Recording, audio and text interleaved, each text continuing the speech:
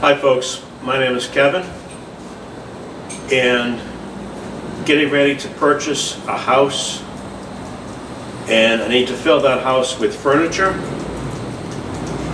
So I've been in the cabinet making, woodworking business for 30 plus years. I'm not going to go to Home Depot, not going to go to IKEA. I'm going to make most of this furniture myself. It really gives me quite a sense of accomplishment, and it's quite beautiful as well. So right now my new project is a slab cutting mill. Now you can buy these pre-made. Sorry about the street traffic. You can buy these pre-made. You can buy them from woodpackers, where they're made out of aluminum, extruded aluminum. You can make your own using plywood.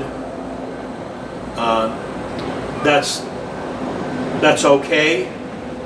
If you want to make a serious slab milling machine, you have to use steel, and that's what I'm going to do. Now, I have, just to tell you a little bit about myself, I've been in the woodworking, cabinet making business for 30 plus years. I've made several types of machines using wood, using steel, solenoids, electricity, limit switches, hydraulics, you name it. So you get to benefit from my 30 plus years if you're interested in making this machine. And I'll guarantee that this machine, you'll never see a machine like this made. I've been through countless YouTube videos. I've never seen a machine made this way. So this is day one. This is the 10th of April. I just got back from the steel mill.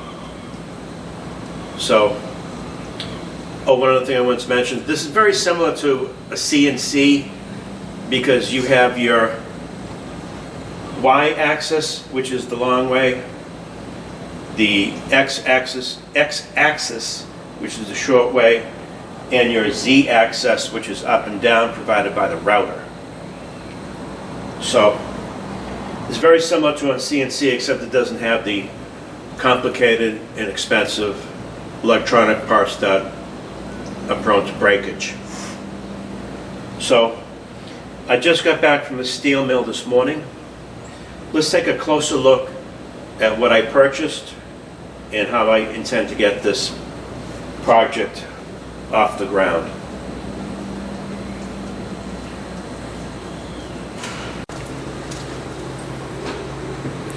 Okay, so what I have here are two 10-foot lengths of 3-inch standard I-beam, 5.7 pounds per foot.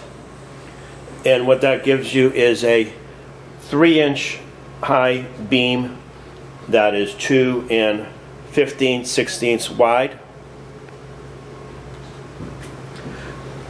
Now what I'm going to use is a piece of angle iron that will sit on top of the beam.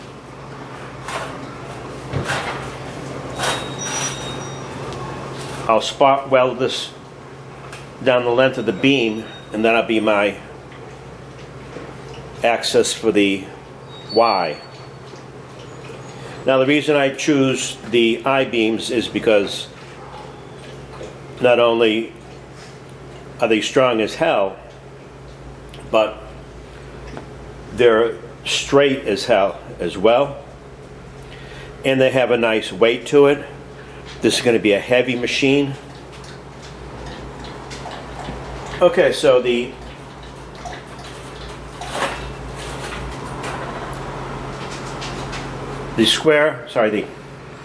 angle iron, lost my train of thought there for a second, is going to be spot welded to the tops of the beam. And this is part of the carriage I already started. These are 3-inch wheels that have a groove cut in them,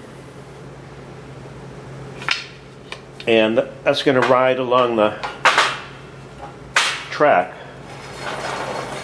like this. This works very smoothly. You hardly have to put any pressure to guide these. These have roller bearings in the middle of them.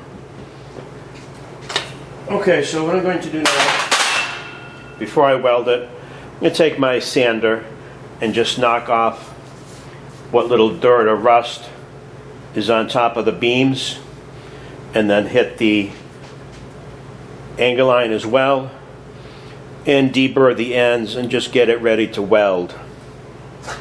So I have quite a lot of work to do, but I have the feeling this is going to be one hell of a fun project. And if you want to keep tabs on the price, the metal that you see here that I purchased today from my local mill just a couple of blocks away is $366. Steel is expensive, there's no question about it. But this is not a toy I'm making.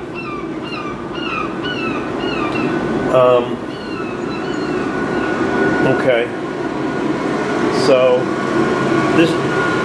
that is just the frame. I haven't purchased the metal for the for the legs yet.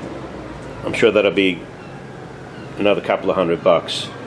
I'm going to be using 2 1/4 inch heavy gauge square tubing for the legs.